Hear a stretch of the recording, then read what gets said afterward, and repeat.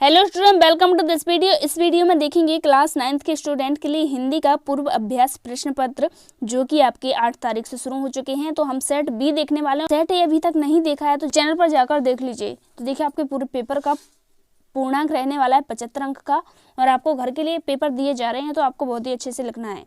तो सबसे पहले निर्देश पढ़िएगा, इसके बाद पेपर शुरू करेंगे।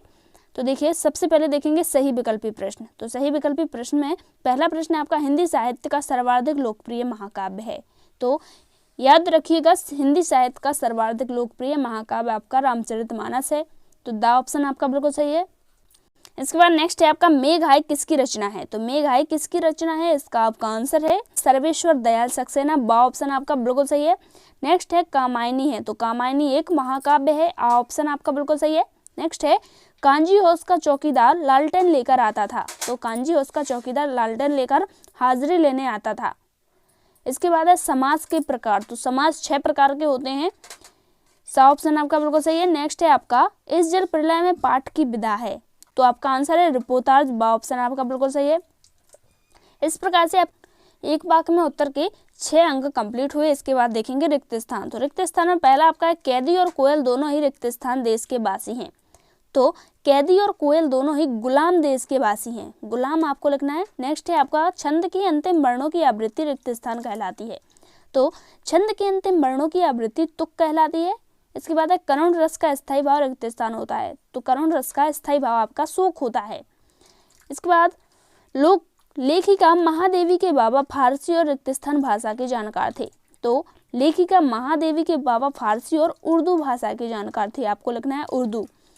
नेक्स्ट है अन्य भाषाओं के संपर्क के कारण हिंदी में आने वाले शब्द रिक्त स्थान शब्द कहलाते हैं। तो विदेशी शब्द कहलाते हैं।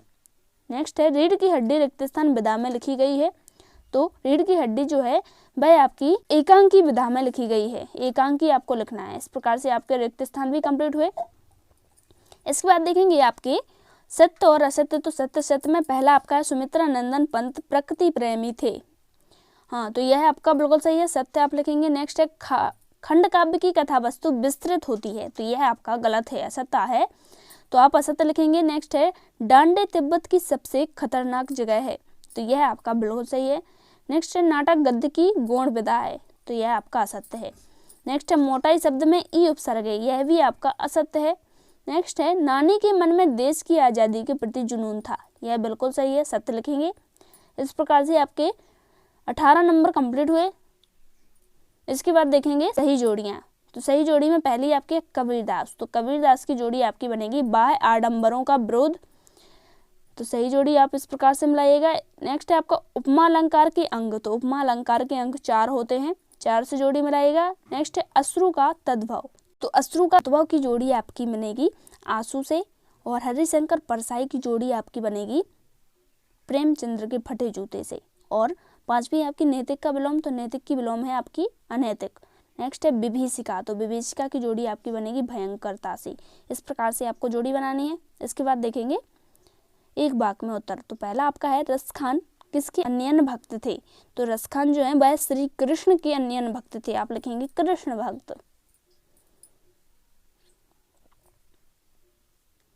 और सारे क्वेश्चंस को याद करते जाइए ताकि आपके वार्षिक परीक्षा में यदि कोई भी क्वेश्चन पूछा जाए तो आप पे आंसर बन जाए।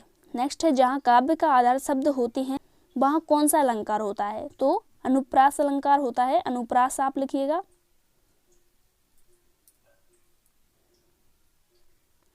नेक्स्ट है सालेम अली अन्य किस नाम से जाने जाते हैं।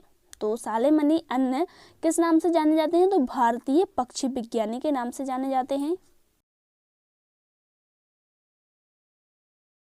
इसके बाद आपका नेक्स्ट है किसी कार्य को करने या होने का बोध कराने वाले शब्द क्या कहलाते हैं। तो क्रिया कहलाते हैं आपके।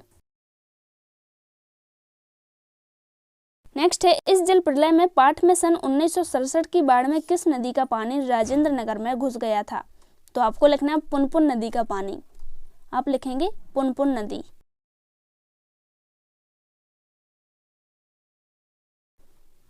इसके बाद नेक्स्ट है आपका मेरे संग की औरतें पाठ में लेखिका के कितने भाई बहन हैं। तो आपको लिखना है 5 बहन और 1 भाई।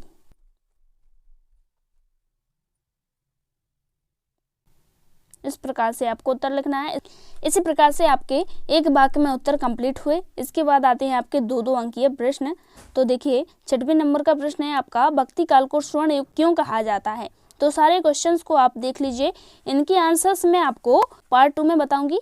तो पार्ट 2 के लिए चैनल को सब्सक्राइब कर लीजिए, बेल आइकन को प्रेस कर लीजिए ताकि आपको पार्ट 2 जल्दी से जल्दी मिल जाए। और अभी तक यदि आपने सेट ए नहीं देखा है तो चैनल पर जाकर देख लीजिए, आपको सेट ए और अन्य विषयों की वीडियो भी मिल जाएंगी। तो देखिए इस प्रकार से आपका जो पूरा पेपर है वह कंप्लीट हो गया है। और आप विकल्पीय प्रश्न इस प्रकार से देख लीजिए। तो देखिए पहले प्रश्न का उत्तर आपका इस प्रकार से है और दूसरे का आपका इस प्रकार से। पहले और दूसरे के उत्तर देख लीजिए, आप इस प्रकार से लिखिएगा, आपके एक भी नंबर नहीं कटेंगे। और अन्य प्रश्नों के उत्तर आपको जल्द ही प्रोवाइड कराए जाएंगे। तीसरे नंबर के प्रश्न के उत्तर आपको इस प्रकार से लिखने हैं और चौथे नंबर के प्रश्न के उत्तर आपको ऐसे लिखना है। और 5वें में आपको एक वाक्य में उत्तर है, तो आप इस प्रकार से लिखिएगा। तो इसी प्रकार से आपके जो 1 से लेकर 5 तक के सारे क्वेश्चन थे वह कंप्लीट हो चुके हैं। इसके आगे के क्वेश्चन पार्ट 2 में देखेंगे। तो मिलते हैं नेक्स्ट वीडियो में। Thanks for watching.